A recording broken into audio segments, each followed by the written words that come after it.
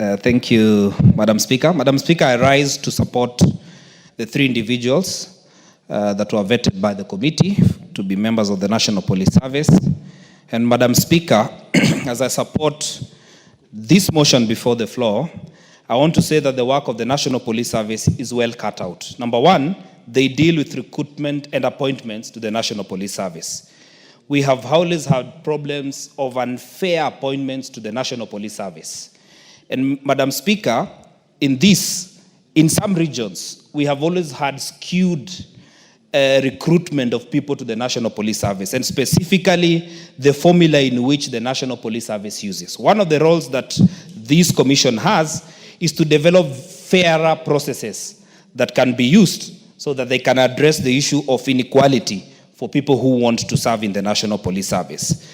They will also deal with promotions and confirmation of appointments. Madam Speaker, very importantly, they have a role for disciplinary control inside the National Police Service. We've had incidences, and like the latest of Ojwang, Madam Speaker, who has died in a police station. Disciplinary control is a role that the National Police Service has to the officers who serve, and even the management of the institutions that are gazetted as police posts and police stations. Madam Speaker, will be looking forward to have new brains, to have new ideas, so that they will not serve like those who have been there before, that they can better the commission, so that the commission can serve this country. Madam Speaker, and I want to say this while I agree with the majority leader specifically on this, a country is held together by institutions such as the National Police Service. But we must agree one thing, Madam Speaker. What has happened, for instance, today? A young man selling some items in town has been shot down by a police officer. Selling face masks. Madam Speaker, the young man did not run. He was unarmed. It's just worrying. And one of the roles that the National Police Service has to do is to bring our country together. And the greatest threat now we have is when an institution or leadership loses touch with the people they lead. Where I come from, Madam Speaker, we rear cattle. The worst shepherd is the shepherd who cannot look back and see where his cattle is. Let us be careful that we do not lose touch with Kenyans. A good shepherd looks back to see whether he still has his flock. Let us not lose Kenyans in the race of leading Kenya. And specifically for us who are elected on Kenya Kwanza, we promised the police service that we will improve their conditions for working.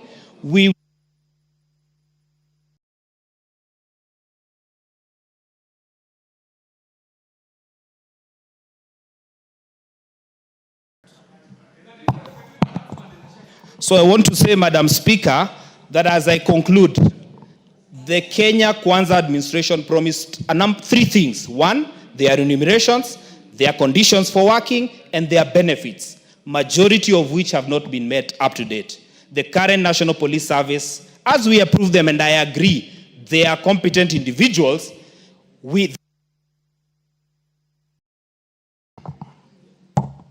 they need to work so that, Madam Speaker, they are able to get benefits. Otherwise, with those very many remarks, Madam Speaker, let us approve them. Some of them are people we know, very competent, and I want to say that these are people who can serve this country and make it better even as we go forward. And I want to thank Kimani Ichung'wah for listening to the ground, because now I've seen you have changed your talking. Thank you very much. Thank you, honorable members.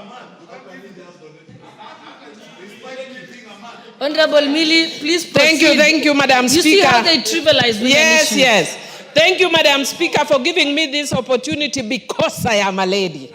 Not despite me being a lady, because I am a lady.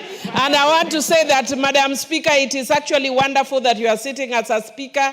And in this commission that we are doing the appointment now, there are 2 women and 1 man. And let them feel what it is like. They are all complaining using words like despite. We can give you further English to use to complain, because as we've been complaining all our lives. But that aside, Madam Speaker, I support.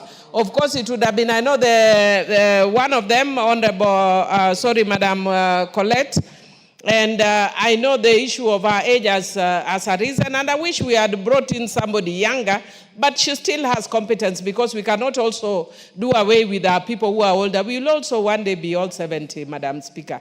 But having said that, Madam Speaker, I think members have spoken to this, but I'll also just say that yes, we need to respect our police, but our police need to restrain themselves as well. Just now, a young man has been shot dead. It is very unfortunate, because the police have a higher duty of care, just the way we as members of parliament, we are abused daily, we are even attacked physically, but we restrain ourselves.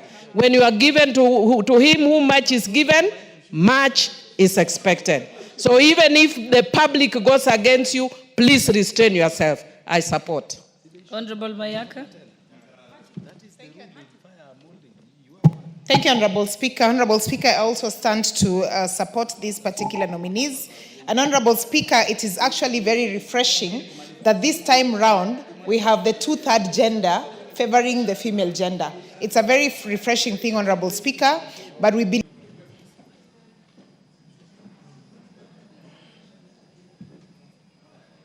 I don't know what, okay. Madam Speaker, it would be, Madam Speaker, it would be careless on my part if I don't say that I've just learned that actually the young man that I'm talking about, I'm being told, is again from Homa Bay and from Suba. Madam Speaker, that is why we must always stand on principle. Can you imagine if I was speaking here carelessly, saying how it is nice for police to kill people? But I've said the police need to restrain themselves without knowing that this is a person from Suba. Madam Speaker, I want to repeat, it does not matter, and he was selling masks because people are demonstrating. I've actually watched that clip. It is totally reckless and irresponsible what that police officer has done, and they are doing a disservice to this government, because when you make 5 steps forward or 10 steps forward, they take you 50 back. And we need to be moving forward as a country. We can't be moving back all the time. What do I go and tell the Suba people, honestly? I don't know if it's from Suba North or Suba South, but whichever is from Suba. It is unfortunate. And from Homa Bay. Homa Bay, we are tired of mourning. We are dying of natural causes. Even yesterday, I lost my nursery school teacher at Twitch. Today, again, we are from the police. Let us die of natural. Let us die of natural causes, not being killed. Homa Bay, please. Please. Okay, thank you. Ongondowere, Ojuang. Now, surely, all of us are being killed. Who will remain in Homa Bay? Please. Anyway, my condolences. Okay, Honorable Tongoyo. My condolences to the young Kenyan.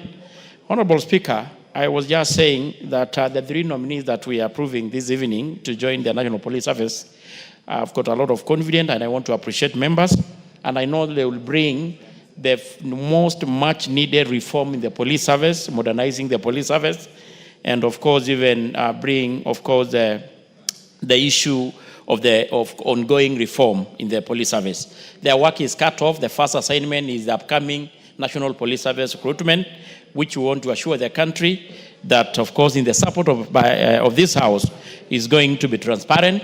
And of course, I wanted to also to just confirm to you, Madam Speaker, because it's a question that keeps coming, that the service had confirmed that the recruitment centers are going to be 4 or 5. So I think it's good to be on record. So, Honorable Speaker, with all this, I reply. Okay, thank you, honorable members. We shall put the question at a later